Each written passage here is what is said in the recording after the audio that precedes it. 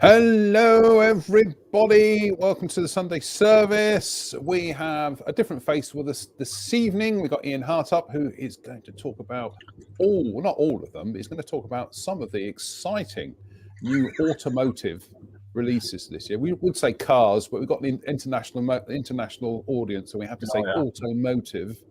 How are you doing, Ian? I'm all right, my friend. Thank you very much. Yeah, you look nice and warm. There's a boiler. It's there. It was part of the master plan when I designed my workshop. Make sure the boiler was in the room. Absolutely unbelievable. I tell you what, I mentioned this on, it was on Wednesday, was it Drew or whatever?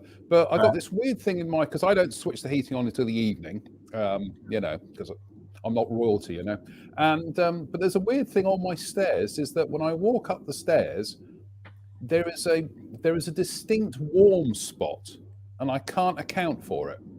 Yeah, because there's nothing to actually put any heat in that part of the stairway. Is that an adjoined part of the house? Are you joined to something on the other side or anything like that? I don't know. It's weird. I mean, most places most people, obviously, I've got my pile of ghost story books here. They say, oh, it's a cold spot. Ooh, cold spot. This is a warm spot. It's just. And I just came up the stairs just now, and I thought, where is that warmth coming from? Anyway. Well, Arthur C. Clarke's Mysterious World will be doing a show on this next week. Anyway, Ian, we're going to talk about some of the new automotive kits that are coming out this year or scheduled to come out this year. And I think it's fair to say it's such a bumper crop of stuff coming out this year that we can only cover a fraction of it this evening. Yeah, we've got a lot of new, you might call them smaller manufacturers coming in to the car stuff in a minute. Car stuff's traditionally been a very small number of injection molding brands, and over the years we've developed resin companies and stuff like that. There's newer stuff coming now. There's brands that I found out about.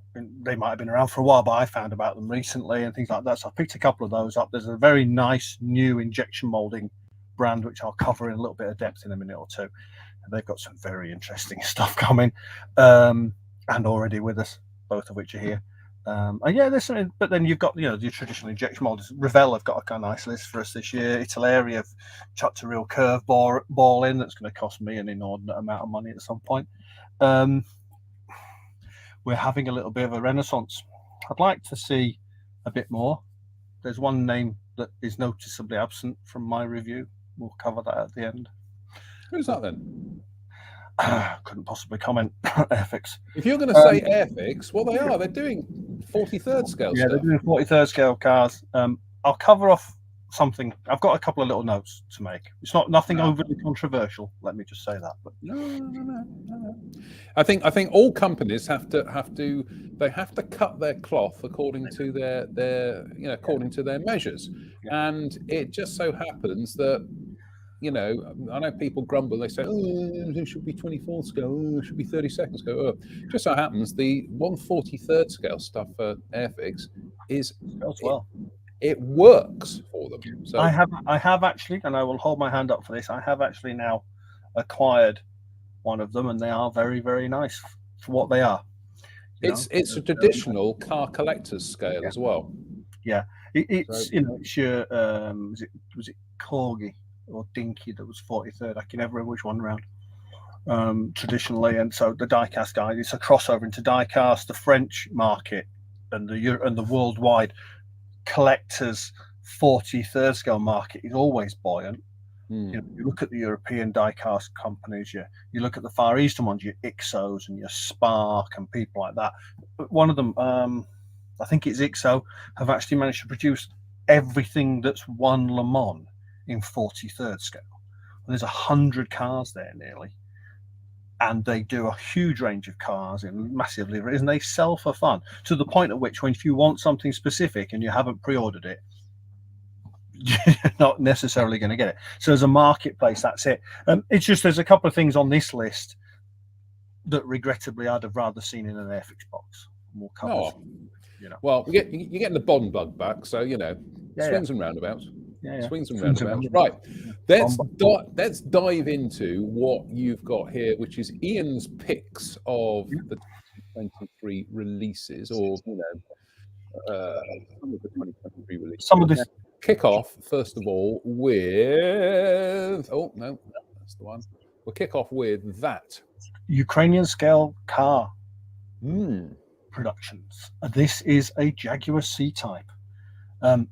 Resin 24th scale. USCP stuff is very, very nice. I've had a couple of their items. They do a couple of really obscure Citroens that would be right up your Strasse, young Mr. Mock, and that kind of thing. So they do some really nice cars. If this is anything like as good as those, I can see it selling for fun. You're of course looking at a car that in various forms won Le Mans and was supreme in endurance racing for a period of time. So fantastic opportunity to build that in a number of variants.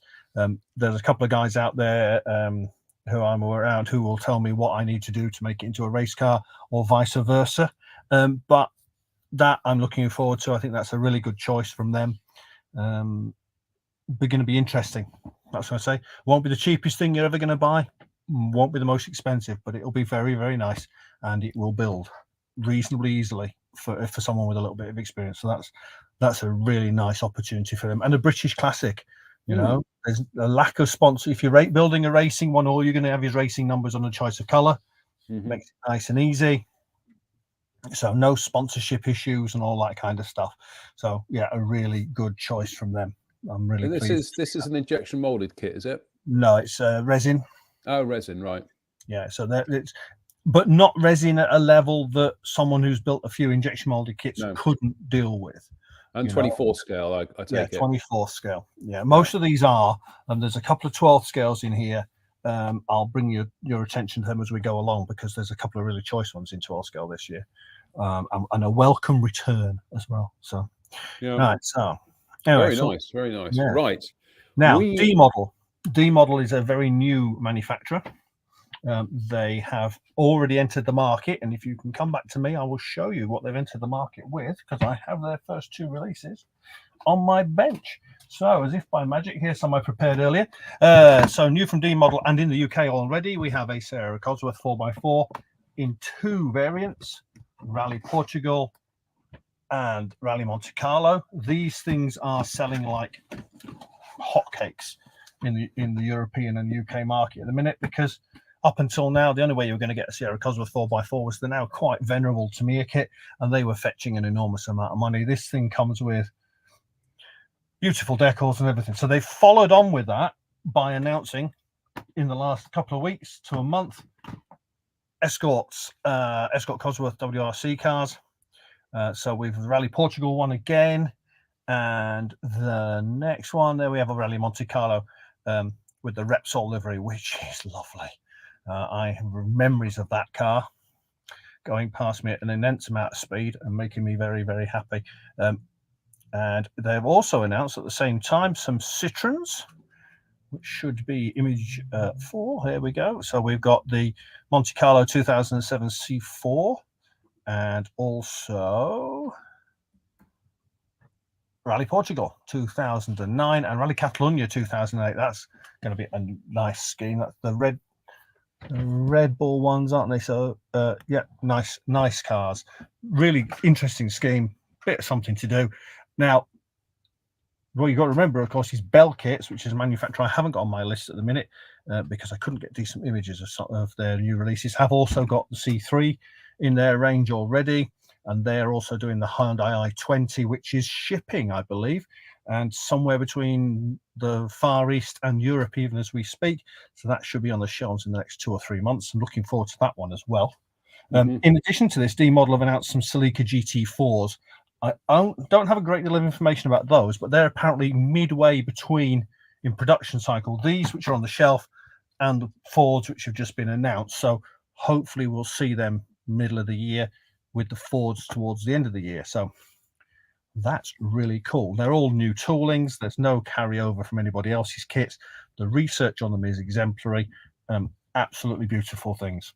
What do they retail at? Around the £60 mark for these, 50 to £60. So I'd expect similar for that. At the minute, from a going rate point of view, yeah, that's probably about what we expect. You know, there's a similar amount of plastic in one of these to say a half decent 48 scale aircraft, and obviously they're going for that kind of money as well. These are coming with very nicely produced instructions with good color information. Well done, well researched. They're all very nicely presented. It's a nice big deep box. Sorry? The nice big deep box. It is a nice big deep box. You get your money's worth, which is someone who lives in Yorkshire, that's a vitally important thing to happen. Yeah, absolutely. I need to get my money's worth for my money for that. They're great. In fact, I'm being quite restrained and not ripped into them because I've got a load of stuff on the bench at the minute that needs finishing. So now we've got a question here from viewer David, who says, question for Ian. He says, do they ever do normal everyday versions of the rally cars? Not easily. The thing with the rally cars, of course, is they're stripped down. So they don't come with much of an interior. They're a bare shell inside, bolted in seats, roll frames and all that stuff. You could get hold of the Tamiya 4x4. They did do a road version of it. You will pay probably more than you will pay for one of those, but they are around. The funny thing is, it's a very strange market. The rally ones seem to sell better than the road ones in a lot of times. In a shorter time, and then in a longer time, the road ones continue to sell. Because there's always a demand for those, and the rally ones peak and flow. Manufacturers will make their own decisions as to what they want to do. Yeah. As a motorsports boy, I'm always going to buy this one, not the road one. But there you go. It's very much each to their own, that one, I'm afraid. Yeah. Right. Fair question, though. So, quickly, Model Factory Hero. They continue to turn out 12th scale cars like it's going out of fashion. What they are doing, though, is revisiting some of the ones they did towards the beginning of what they did. So they switched from 20th and 24th scale to 12th scale, almost whole hog buff. That's what we're going to do. And one of the first ones they did was the Alpha 155 that we're looking at here. They've gone back to this, and it does say in the notes on their website, if you can translate it, that this has been reworked and there is improved detail in it. From my experience of Model Factory Hero is hopefully they've improved the white metal parts, because they're not always brilliant, but they are, the kits are a lot of money. I mean, that thing's UK in the £600 to £700 mark. So you'd hope it would be nice. Right. I had a friend who built that, and he said it was a little bit of a bear. Yeah. So they've improved that. Is that resin or is it injection molded? Again, resin. It's centrifugally cast resin, white metal, turned metal, masses of photo etch, all the bits and pieces you need to make an absolutely beautiful replica. I think you'll notice that, if I believe correctly, has got pad printed tires as well. So they are lovely kits if that's what you want. And you go to Telford and you'll see a few of these in the competition every year. 12 scalers from the Ferraris to these and stuff, and they're lovely things. Personally, I can't justify that amount of money on one, no matter how much I'd like a 155 Ti on my shelf in 12 scale. No, sorry. Question from Basil Bean, and he says, question for Ian. No point in asking me, Basil. Question for Ian. Are there any TVR kits around? There's a few, actually. Little obscure bits and pieces. But of all things, Airfix did a 32nd scale Tuscan racer, which was a Scalextric kit converted to a car. It's a few years back now, but they do still turn up on eBay and on the second-hand market reasonably regularly. Not a bad thing. They went through this thing of turning the Scalextric cars into kits. I built a few of them for Airfix magazine. back in the day. And they aren't the bad things. 24 scale ones, less available, sadly. But I believe there was at least one resin of the Tuscan, one of the racing ones. That was very expensive and quite rare. There you go. Right. Welcome to our model. We now have, wow, Kitbox. Right. Okay. Kitbox, PZY models. Don't know a great deal about this lot. This is one that's turned up in the last 48 hours on my radar. They popped up on a Japanese website. Sorry, not a Japanese, a Hong Kong-based website retailer that I use as a new product. The first two that I've picked up are from them are this Mercedes 190 Evo 2 DTM. Yeah, beautiful car. One I always wanted a kit of, so yeah, that's very high on my radar. And they're following up at the minute with a BMW M3. These are resin kits again. They're again 1/24 scale. So next picture should be a blue BMW M3 F80. There you go, combo version, 2-in-1.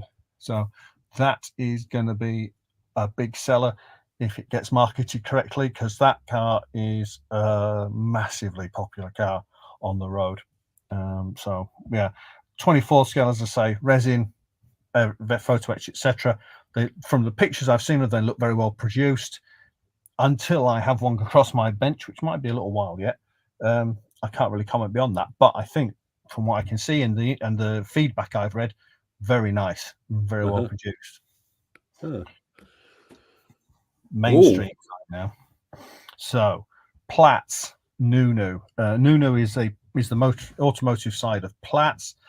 They have an involvement with BMAX, which is a Macau-based company, and Aoshima, and they've ended up producing kits which were originally going to be marketed under the BMAX title, and are now coming out as Nunu. There's been some issues about availability and now pricing structure, but that seems to be sorted out, and they have a UK importer, so they're getting reasonably widely available. This is the legendary Volvo S40 that raced on the British touring cars with Rickard Rydell, and that is such an iconic car from a period when British touring car was it on Grandstand Saturday afternoon. I was there watching it, glued to that every weekend. Fantastic. 1997, so corking kit. That's now saying middle of the year. It was supposed to be out before Christmas. It's been delayed again. They're now saying middle of the year, along with the next one, which is the Audi A4 Quattro of the same era.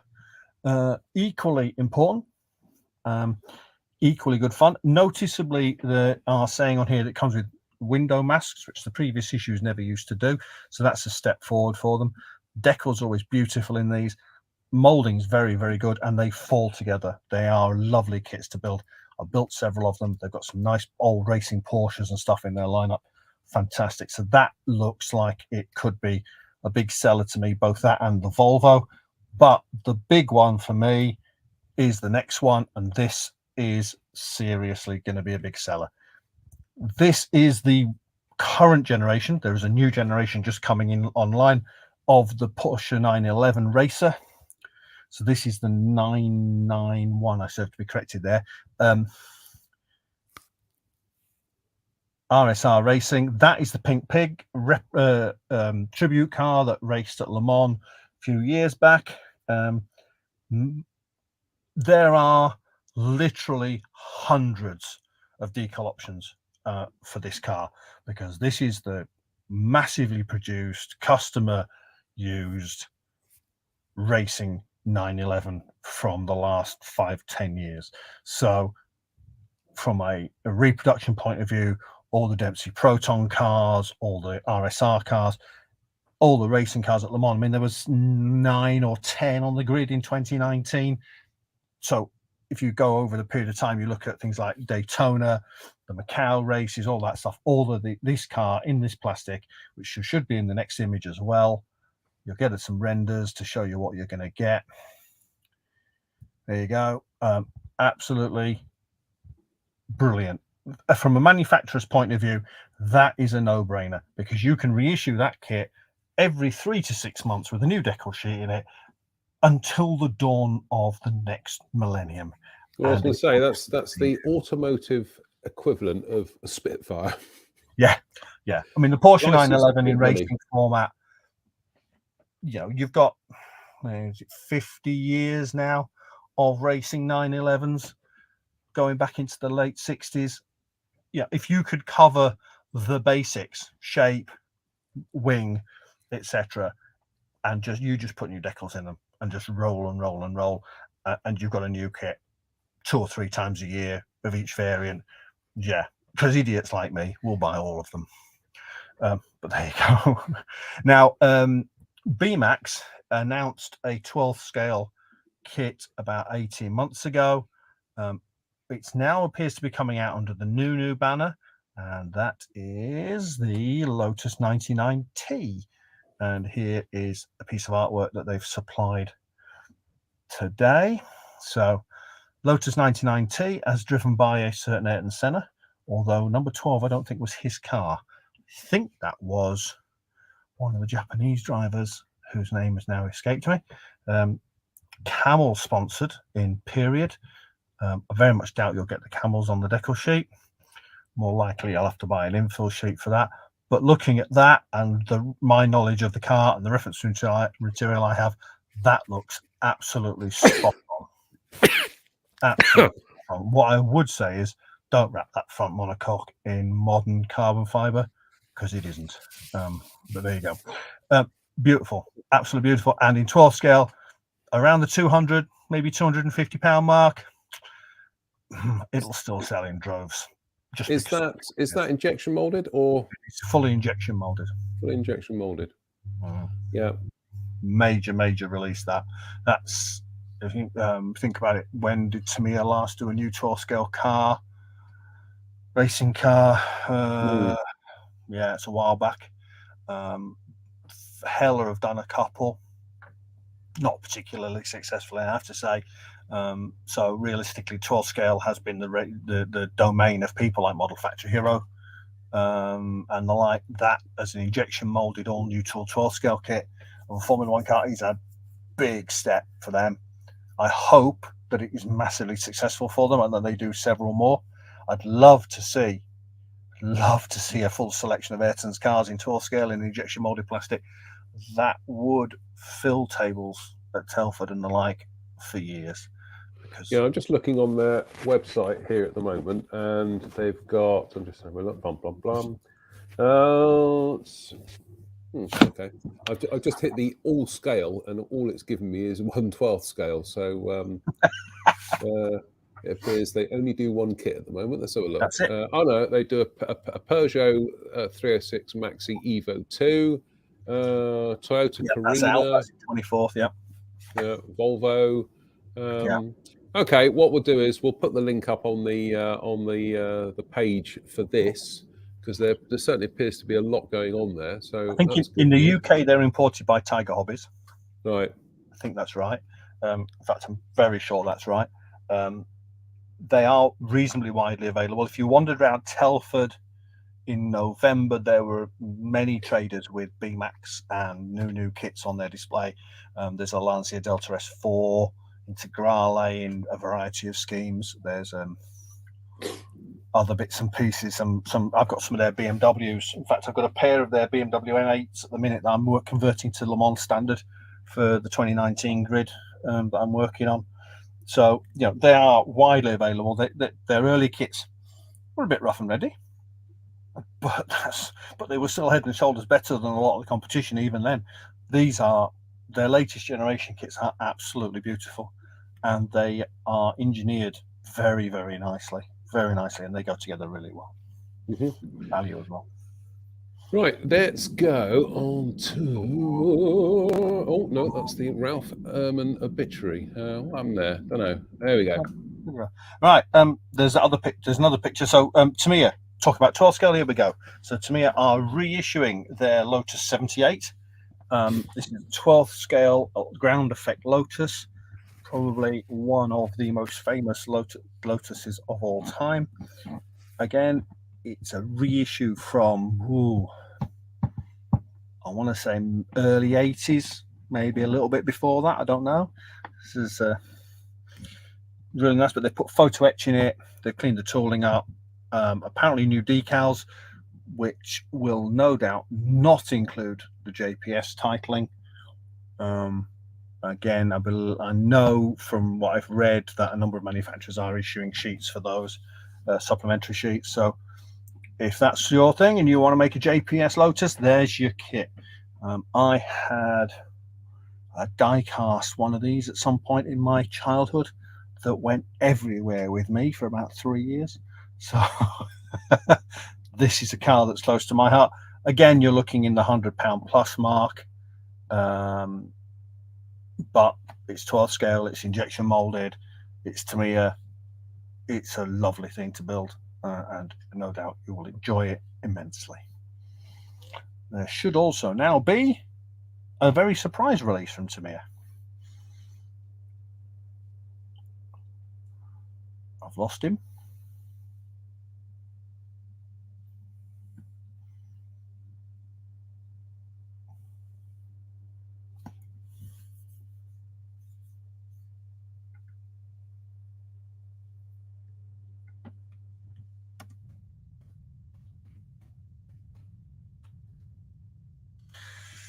No, we need to go back a couple. We need picture 14. Oh, here we go. Picture 14. Hang about. That? No, it should be the Gordon Murray, the GMA. No, we haven't got that one because that was somebody else's photo from a toy fair, and we couldn't use it. Right, okay, that's fine. So Tamiya have also announced a 124 scale Gordon Murray car, the GMA T50, which is a fan car, which is Gordon's road car, which is kind of based around the technology that they used on one of the Brabham Formula One cars from the late 70s that was kind of banned very, very quickly. It raced in Sweden, and various people were complaining that it was chucking stones at them and things, so that disappeared. But Gordon's produced a road car based around that technology, which is currently on sale for an enormous amount of money, I believe. And Tamiya have chosen a kit of it. Sorry, I can't bring you a photograph of that, folks, but you'll be able to find it online. Don't worry. Just search GMA T50, it'll come up. Yeah. As obscure subjects go, yeah, it's probably very obscure. I'm not entirely sure why Tamiya have chosen to do it, but I expect it will sell for fun again because it's a Tamiya kit. Yeah, seemed an odd choice to me, but there you go. Tamiya, you'll probably find that's because somebody within Tamiya themselves have just decided we're going to do that. Yeah, they're very random sometimes with their selection. Can't argue with them. It'll be a fabulous thing, and it's a great looking car. No. It struck me as a little bit more obscure than some. So anyway, round two. Yeah, they now own AMT, MPC, Polar Lights, and a number of other brands. For a long time, they've survived on reissuing with new decals and maybe new tires and revised packaging, the AMT MPC tooling without any modification. That's changed over the last couple of years. They issued a 1963 Nova wagon in both what they call a Craftsman Plus issue, and as a full detail kit with all the original customizing bits put in it. And they're slowly working through some of the more obscure stuff that they either can't release with what they've got left from tooling they had before, or that just needs extra bits putting into an existing tool. So this is one of the full toolings they've done. This is a new tool of the 1968 Pontiac GTO hard top. Wow. You know, from a lover of American muscle cars, that is the king, the one I always wanted. The kit comes in white plastic, which is very typical of AMT. They've done it with a separate hood, but no engine. So this is a very basic curbside kit. Floor axles, wheels, body, interior, grille, bit of chrome. That's it. Nothing in the engine bay, but the provision for you to be able to remove the hood and put your own engine in it, and none of the original customizing parts that you would have got on, say, a period kit of the type. But that still means that is going to sell massively in America. Whether we'll see them at a reasonable price over here, I don't know. The prices over here for some of their stuff is a bit exorbitant. That's to do with obviously the pound and various other things. But I shall want one. That's just lovely. Great looking car. Absolutely fabulous looking car. Hopefully it means they'll be able to do other cars that share the platform. So we might see other things from that one. Now, here's an example of what they do. So the 65 altered wheelbase Chevelle. So originally, this is how things developed. So originally in 65, AMT issued 65 Chevelle in their annual series, which was a 3-in-1 kit. So it had a stock, a custom, and a radical custom option in it, or a race option in it. At some point in time, that tooling was altered to an altered wheelbase racer.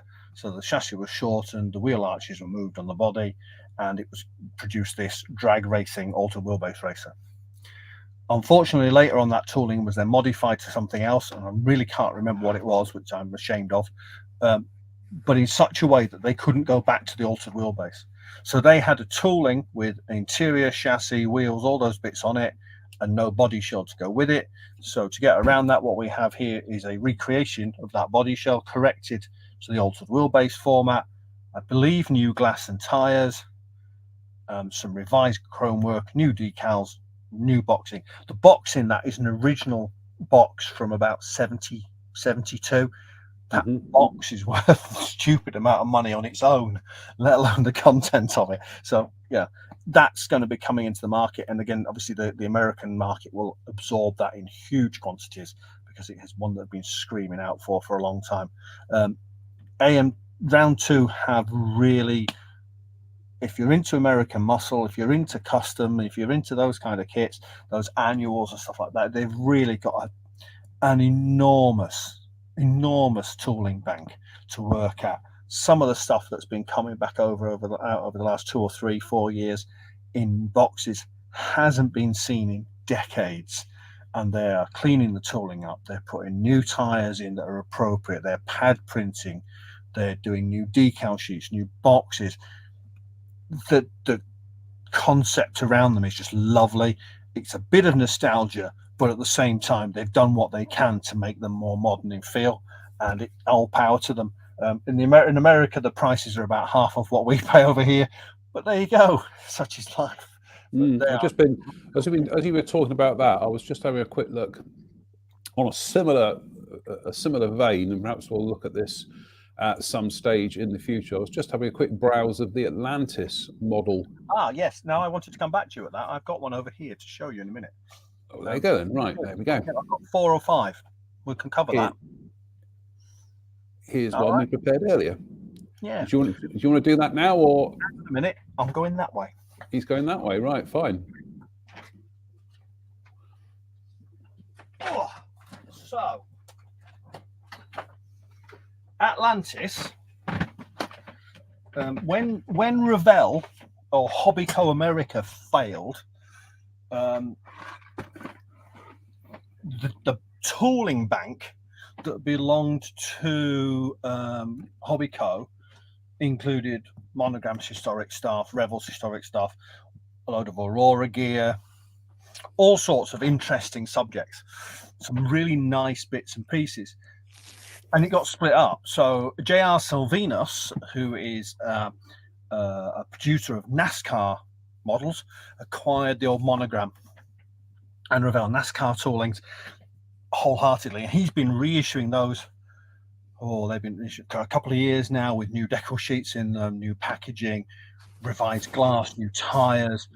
Very much like Round 2 have been doing with AMT, improving the quality, improving the accuracy of the material. Because Monogram's decals were never renowned for being the best. They're putting some really, really lovely decals in them. And that is a huge step for those. At the same time, Atlantis acquired a lot of the older stuff, the kind of thing that the collector enthusiast reminiscing over what he built when he was a kid would like. So a lot of the non-scale fit to box kits. So the B36s and the things like that were done in Revell's range that fitted a box size. It might be 196 scale and some are 184 scale and things like that. So they're great. They come with a nice stand. They've reissued the F100, B29, I think, various other things. And they've also got a lot of the more obscure stuff. I believe they've acquired the Monogram seaplane Albatross that came with the little base with the guy in the dinghy in it, and things like that. They have a habit of they'll put a picture of a tooling up and go, anybody know what that is? And the collectors are then going, oh well, that's a so and so from such and such and things like. So there was a set of scuba gear and divers that apparently came with a like a rib type boat, and it was like a Navy SEAL squad. Yeah, I have to admit, I had to go and look that one up. Normally, I'm pretty good at things like that, and it's like, wow, that's super rare. And they got this is the bit of tooling they got. So they're issuing things like your favorite Godzilla. They did, and some of the other sci-fi stuff that was actual Aurora, and that's how this has happened. So I've got some of their car kits. So they've also ended up with a lot of the Tom Daniels kits that were Monogram and Revell. So here's a Tom Daniels one. This is Son of Troublemaker. Go that way in. So that's a cleaned up tooling, new decals. I'll get the lid off. I'll put the lid nearer to the camera so you can see better. There you go. They're very simple. The instructions are really nicely produced. And they're of an era, you know. These kits were produced in some cases in the 50s and through in 60s and 70s. They may not have been around for a while because they didn't fit Hobbyco's marketing, but they are very, very nice. They've got lovely decals in them. They've cleaned up tooling, very nicely packaged, and yeah, really cool. So I've got Son of Troublemaker there. I've got one of the dragsters on the workbench behind me. I only painted it yesterday, so it's sitting there at the moment. Jungle Jim. I love Jungle Jim stuff. If only because of Jungle Pam, which is a reference that some of you will get and some of you won't. He had a lady. When you see a drag car lining up at the traffic lights ready to do a run, then you will always see someone lining it up. There was a lady that used to do Jungle Gyms, which was a lady called Pam, and yes, she had obvious attributes. So she was. That's why I like their stuff. They've also done things like this. So this is the Yellow Fever Competition Coupe. So that is a collection of bits that were issued as parts packs. So if you've a memory of old Revell, you'll recognize that tool site shape. So for instance, that engine there, which is labeled, he says, putting his glasses back on. That is a Ford 427 VA, 1964. That came out in a little packet on its own and looked like. What have I done with that? What have I done with that? Yeah, little part packs. And they're quite collectible in their own right, but they've slowly issued them again. So there's a Cadillac V8 there, and then what they've done is they've put the bits in the box that allow you to make whatever car you really want underneath it, and basically it's just fit it together as you want. So they're quite a good value. Lovely decals, really nice decals. So if you want to make a bit of a special dragster, you just make it up. They're quite good. They're putting a lot of effort into it. You really can't fault them for what they're doing. They're not the most complex kits in the world. Oh yeah, so there you go. So that one's the Moon Eyes Dragster. So this kit came in a double pack with a little Model T dragster at one point. They've issued it on its own now. But there you go. So the engine, which is X parts pack, it was a Chevy 283. So you get this lovely chrome sprue. This is very Revell, this tooling shape. I can't explain it. I don't know why. It's something to do with how they produce them. But all these kits have this shape of tooling. So if you want a bit of nostalgia, they're fantastic. And there's no expectation of what you're going to get at the end of it. You just go in and build it and smile a lot. Well, I was going to say that's the thing. That's the thing I kind of noticed looking at their range, because a lot of the stuff. We'll put the link up to their. Facebook page. So their website rather. A lot of the stuff I looked at it, I thought, yeah, I know where that's from. You know, that's old Aurora tooling. That's ex-Revell. But some of it isn't, and especially the cars or the automotive kits. They're new to me, but I got to say they're one of those kit companies that you kind of look at what they're doing. We just put the link up to their website up on the Facebook page here. They're one of those kit companies that you just go in there and you think, you know what, I'm just going to go for that. That looks fun. Just going to build it. No expectations. I'm just going to build it. Yeah, I mean the thing is, they're not modern kits. No. They're not to a modern standard, whatever that might be. But what they are is a really nice hit of, God, I built that when I was years old. I remember, if you're interested in that side of stuff and the collecting side of cars and all that kind of stuff, can't recommend these two books highly enough. They're both by a gentleman by Tim Boyd. They're on eBay and Amazon. So that is drag racing model kits collecting, and this is muscle car collecting. These are kind of Bible type stuff. If you look at that picture, I've got one of these in my collection, and one of these, and one of these, and one of these, and no, they're not for sale because they're very rare. Coming back quickly to those part packs, I will show you what I mean, because there are pictures of them in here, because I was only looking at them the other day.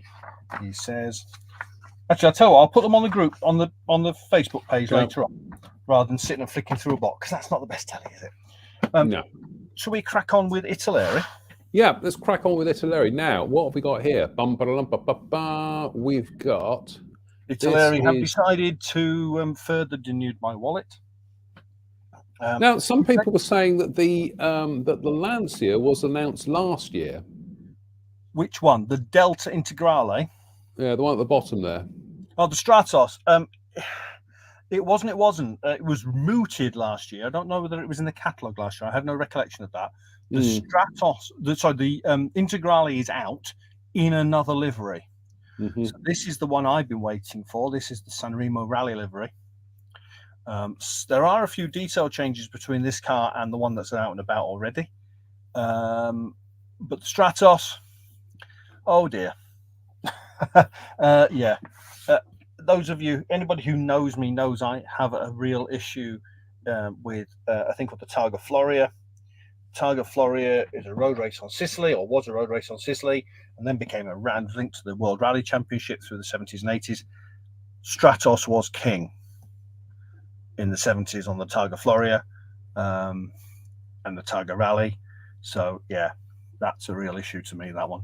That could prove expensive. The Integrale at the minute is selling for around the £145 to £150 mark generally. So I'd expect a similar price for this. My understanding is it is not, as some of the people have been saying, a reissue of the old Doyushu kit. Looking at the pictures, I can tell you that's the case. But there'll always be doubters until we actually see it in the flesh. Italeri's gestation period for things like that isn't immediate. We know it isn't. You know, so the fact that they issued it last year is absolutely of no consequence whatsoever. It'll come when it comes, and it'll be nice enough that we can do stuff with it. So what is noticeable again is they're continuing to reissue the old Eschi toolings. So we've another iteration of the Escort. That one's been out before in that livery, so that's coming back. The M1 road car at the top, and the Mercedes 500 SLC. There are a few others in there as well. There's a Group 5 Mercedes, I think, as well. So, yeah, they're doing some interesting reissue work with the old Eschi kits. New decals, new boxes, same plastic, don't matter. Again, they're kits that no one else has done. Eschi had I'm going to preach to the converted with you here, aren't I? Eschi had a penchant for picking subjects that nobody else did, and doing them nice enough that you could do stuff with them, and they were lovely. And the fact that Italeri are reissuing their tooling, for me, absolutely no problem with that whatsoever. I'm waiting for them to issue the two-seater F5 ABC kit. I've got the A already. I built that so many times when I was a kid. So, yeah, absolutely fantastic choice for them to do that, and gets a good range of cars in their lineup, which is quite cool. There's the odd Protar kit modelled in with these as well. I noticed the Alpha Spider 1300s back in the catalogue again this year. That's a lovely little thing. I've built that a couple of times. So, Italeri, they are what they are. I got to say, that BMW M1, though, what a gorgeous looking car.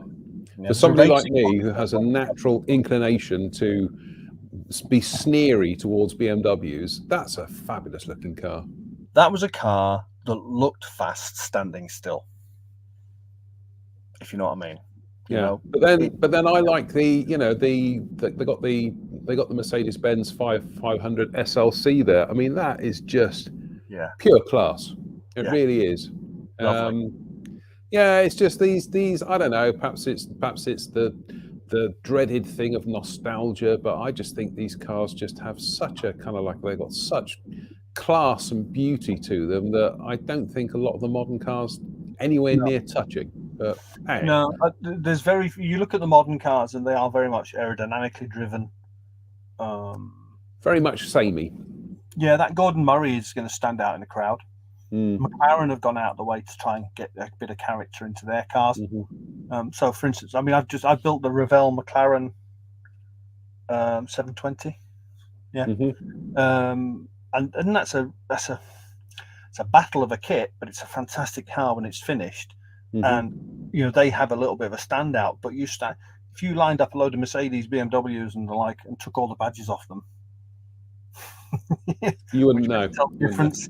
I don't think. In fact, I've just noticed that they've got another variant of the Zack Speed there. I've got to finish my Zack Speed from last year, so that will all be part of Finish It February. I can do Finish It February. I've got 90 to 100 to go. I think. There we go. All right. Revell. I think we're on to Revell now, aren't we? We are on to Revell. Yeah, this is an interesting one. In their anniversary program, so their however many years it is anniversary program, 35 years, Volkswagen Corrado. So Revell are reissuing this. Now, this kit commands obscene amounts of money for what it is on the second-hand kit market, because it didn't stay around long first time around. It's 24 scale, it's injection molded as you'd expect. It does say new parts on there, which makes me raise an eyebrow. So unless they've had an issue with the tooling and that's why it's not come back, I don't know.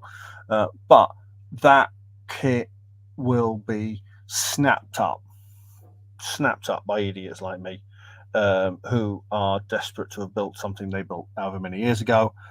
Lovely kit, fantastic car. Need the Scirocco to come back now as well, if only to give me a little bit of more nostalgia. Well, there you go. So and then we have these might be slightly out of sequence. Oh, 71 Mustang Boss 351. Yeah, that's Dan's a new tool. This is an interesting one because I think it links to the Mustang that's coming in the Bond range as well, which is the film from car from Diamonds Are Forever. Yeah, Diamonds Are Forever. Let's just scroll down to that one. Keep going. It's red. Oh, no, it hasn't loaded for some reason. Never mind. Okay. Well, there's two. So there's two Mustangs, new Mustangs in the lineup. The car from Diamonds Are Forever is the car, of course, that legendarily goes into the alleyway on two wheels on one side and comes out on the other. That car. Now I'm trying to think. What was the name of the Bond girl in that one? Oh, that was Tiffany Case. No, it wasn't Tiffany Case. It was Plenty O'Toole. was that Shirley MacLaine? Can't remember what her name was. Anyway, so yeah, that's a famous scene. And there you go. And in fact, that is from that car chase, that shot. So I think the two are linked. New tool, either way, a new tool 71 Boss will not go amiss, and that one equally will not go amiss. That's a fabulous little car, and no doubt will be snapped up by both the movie guys and the car modelers will like that. Which brings us to the DB5. Yep. Which is it's all gone a bit peaked on. Let me just get the. I'll keep talking. Down. There we go. There you go. March is a new tool, which is interesting. I think that's probably now, if that comes out in 24 scale, that's probably now the third 24 scale DB5 we've had, all of which were marketed as Goldfinger cars, but never mind. If that is indeed a new tooling, it will make the car modelers a very happy bunch, me included. I know that my friend Steve at Hero Boy has already got the proper colour for the car in the range. That didn't take long. That is going to be a perennial seller for a long time.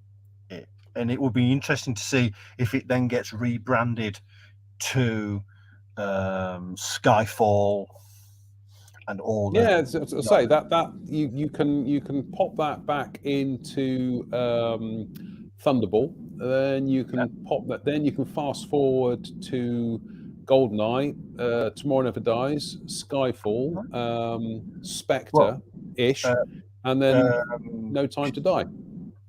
Yeah, Casino Royale. Oh yeah, Casino Royale. Yeah, you're right. Because he wins it in the card game, doesn't he? Yeah, that really does play fast and loose with any idea of Bond continuity. But never mind. It'd be interesting to see whether this kit, seeing as they are specifically marketing it as a Bond, as a Bond DB5, whether it includes any of the kind of like not gadgets, but you know what I mean. Well, I mean, think so. That one, Goldfinger. So that's ejector seat. Yeah. Machine gun. Ejector seat. You must be joking. Yeah. I never joked about my Black 007. Anyway, let's move on. Listen, yeah. So that's a really clever shot, and that comes back to the conversation we had right at the very beginning of this show. So my question is, the Jaguar C-Type that USCP are producing, the DB5 that we have there, why are they not in boxes with red labels on them? Licensing.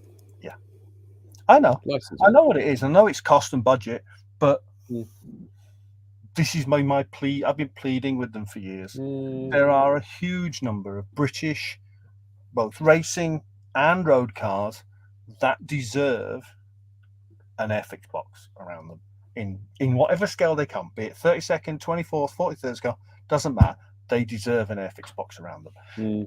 Airfix, we expect Airfix to be a celebration of British aircraft. I mean, look at the range of 48 scale aircraft we've had over the last few years. Gannet. Oh, it's like, wow. When Dynavector did theirs years ago, I was all over that like a rash. That's a massive thing. You look at Jaguar C-Type, Jaguar D-Type, E-Type. Revell have done an E-Type. They're German. What are the Germans doing an E-Type kit for? Why aren't we doing it? But there you go. That's my little soap cart moment. Alan Cooper says Hornby have had Bond licensing before. And they have. I think the problem with that is you can have licensing, but sometimes the licensing is very limited to a certain number of items within a certain range. You can't just go, we've got a Bond license, now we can just kind of like churn out Bond kits. This is one of the things I know the guys at Hornby get this all the time, is people say to them, well, why don't you reissue the Airfix Eagle Transporter? And it's like, it's because not an Airfix. Now have the license for Space 1999. Yeah, but it's not even an Airfix kit. No. It's not their tooling. So Was it NPC kit, wasn't it? yeah, it's NPC. Yeah, Fun Dimensions NPC. Which Anyway, I is think round 2. yeah, I think that was all your picks for 2023. I'm mindful of the fact that some people here are getting a bit nervous because they want to go and watch Happy Valley whenever that's on, whatever that is. I don't know what it is. Cookery program, isn't it? Anyway, right. Go on. Depressing television. Oh, right, depressing television. Well, isn't it all? Isn't it all depressing television? Anyway, It was when I was watching the football earlier. Yeah. I am going to bring this up because this was a news item earlier in the middle of the week, and I've just got to try and find the image again. Bear with me. Here it is. Dumpa. Now, we mentioned this on the page, and this is an obituary to Ralph Ehrman. And Ralph Ehrman was, you can have kind of like people, you can talk about people who were Mr. Airfix, or, who was the person who had the most, kind of like influence on the brand. But Ralph Ehrman, I think it's fair to say, was a major, here he is, he was a major influence on Airfix. And if you hadn't had Ralph Ehrman, you wouldn't necessarily have Airfix. Yeah, he was very much one of him, and I think it was John Edwards was the other. They were very much of that push to try and get Nicholas Cove to diversify into other things. Nicholas Cove wasn't very keen on doing anything. Excuse me, I'm just going to have a big sneeze. Excuse me. Oh, dear me. He wasn't very keen on, dearie me, on kind of like moving away from what he thought was a successful formula. And but Ralph Ehrman and John Edwards said, no, we need to try these things. Anyway, Ralph Ehrman, very much one of the good guys. And I remember I think he said that he drove a battered old car or whatever. And when one of the other directors back in the 70s said, why don't you get yourself a new car? And he said, I can't justify spending, money on a car, which is more than one of our tool makers makes in a year. And that gave you an idea of what the guy was. He always looked out for the employees at Airfix. And he was a legend. He really was. And I know some people who knew him, and I know some people who interviewed him, and they all said the same thing. He was an absolute gent and just such a lovely guy to be around. I got to say, it's very much in the mold, if you pardon the pun, it's very much in the mold of Ralph Ehrman that he was in hospital and he decided that he really wasn't going to stay there and decided to discharge himself from hospital. But yeah, honestly, people need to read up on this guy and, mark his name, because he really was one of the Airfix legends. I would say he very much probably is one of the contenders for Mr. Airfix. I'm looking at the picture behind him, and there's the P1127 box in the background of that. It's the Harrier. Is that the Harrier, or is it the original? Harrier GR1. Here we go. Is it the original? It's the original, isn't it? Yeah. Yeah. I'll zoom in. Let's just do a bit I'm trying to work out what the car is. Right. Well, there's the Bentley down there. Yeah. And then we've got, bear with me. That's the double set with the ambulance in 76. Yeah, I remember that one. Built that as a child. Yeah, that's the RAF emergency set. Yeah. You've got the what we got there. That's just some die casts and stuff and whatever. What we got down there? Yeah, there's the Bentley. There's a. That looks like a. Is that the Jag that's just come back out again? Might be. I don't know. I don't think it is. Anyway, we've got the Douglas Dauntless and the Bristol Blenheim P51D Mustang up there as well. Yeah, 24 scale. Harrier GR1, OBS. Yeah. I have very good recollections of a thing where you had to land an aeroplane on a deck. Flight deck, yeah. And that thing just got played with to death. As a 7 or 8 year old, top of the landing, that just got played until it couldn't be played with anymore. Things like that, but there was an Airfix product. Mm-hmm. I remember it was bought for me for a birthday by an aunt or something like that. And it was just, yeah. I always wanted it. I remember when you'd see the adverts on television, and I remember thinking to myself, I really want that. And then I saw, I was at school, it was like a school fete, and they had one set up in the school fete. I can remember looking at it and thinking to myself, that just looks like absolute breakable junk. And I'm so glad I never had one, because I would have broken it getting it out of the box, quite frankly. Yeah, I had it, and it was good. I remember it lasted a lot longer than you'd expect. I think it was a good 1.5 years, 2 years before it was absolutely destroyed. Yeah. Ford Escort. Here we go. Tim Maunder says Ford Escort. Richard Griffiths says it's the Ford Escort. Richard Middleton says, nope, Escort. So there we go. It's the Ford Escort. It's the Escort. If anybody's going to know, it'll be those two Richards. Richard Griffiths is Mr. Escort.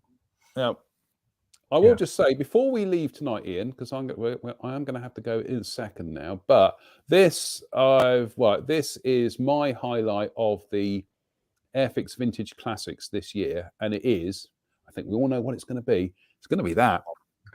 Yeah. We've been waiting long enough for that to come back, haven't we? Yeah, it's one of those kits that's not been around. Well, that hasn't been around for over 40 years now. It's never been out in Trevor's. No, it wasn't even out in the 80s. It's never out as a Palatoy either, as far as I'm aware. No. It's what Hornby had to do was they had to tool up some new clear parts because the clear sprue had gone AWOL. Much like the Beagle. Well, yeah, exactly like the Beagle Basset, but yeah, and the Austro Antarctic as well. But so this is coming back with new clear parts. I've seen the photographs that of the new clear parts being test fitted and everything. I've got a test shot of the kit itself, and I can't wait for the full package to be available so I can actually kind of like crack on and finish it off, because like the beach buggy from a couple of years ago, this is the epitome for me of what it was to want to build model kits when I was a kid. I mean, I had no idea that it was, essentially just like an underpowered Reliant Robin kind of like variant. It had Bond bug. I just imagined James Bond drove this in some film I haven't seen yet. Yeah. But no, that to me is the pure essence of modelling there, and I can't wait for that to come back. And is my recollection that it has the same two figures in it as the? No. It's only a male driver, and he has no moustache. Right. Okay. No 70s porn star moustache then. Shame. No. He the one in the beach buggy is very much Jason King. This one is kind of like proto James May for some reason. So yeah, wait until you see him. It is James May, but obviously it can't be James May because James May would only been 10 at the time or something. So make of that what you will. But yeah, coming back, there we go. Get your orange paint again, out, folks. Wherever you go, you see people carrying the dune buggy around. It shows. I was at the Bolton show a couple of weeks back, and I must have seen about 10 or 15 people walking around with them. No. That's going to have the similar effect. Again, we come back to the Atlantis stuff. There's a nostalgia about these. We're starting to understand the nostalgia element of it. I've got the Beagle Basset sitting over there. Those new glazings improve that kit so much.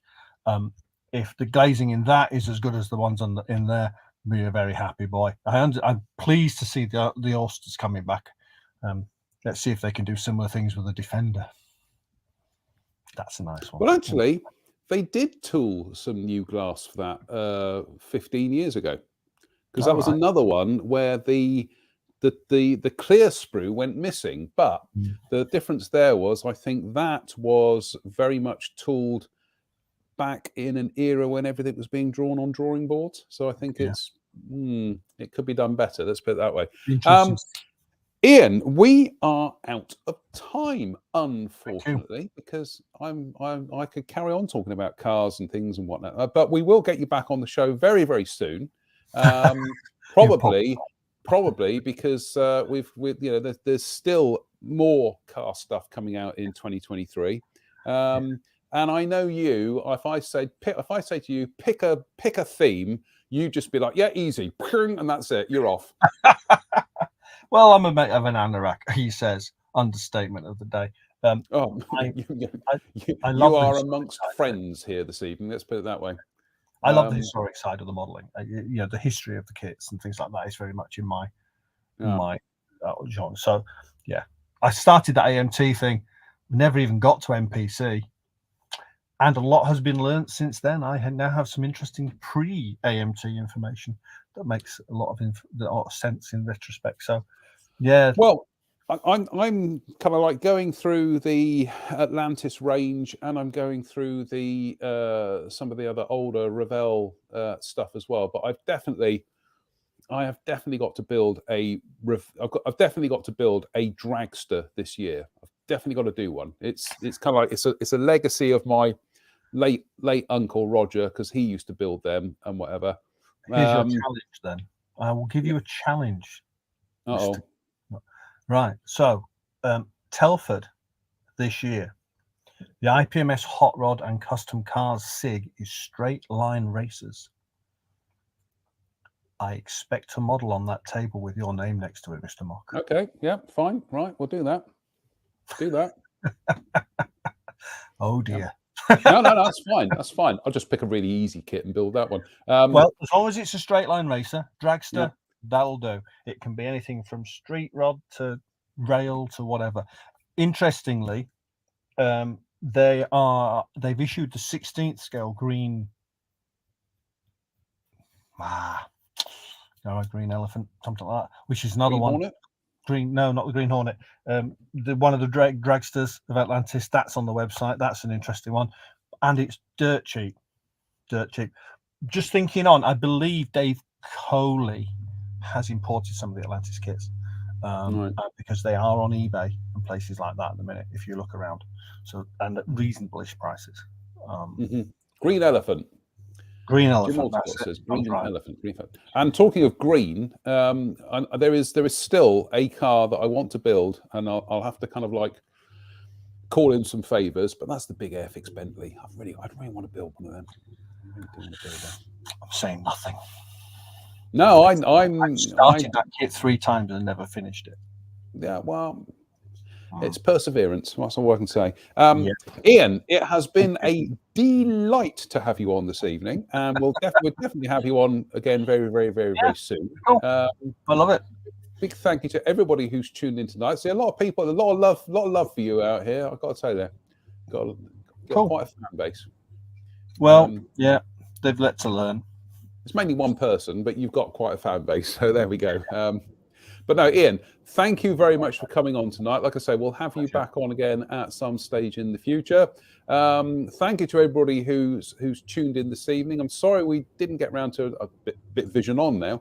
Sorry we didn't get around to reading all your comments, but I was reading them as the show was going on, and we do appreciate them.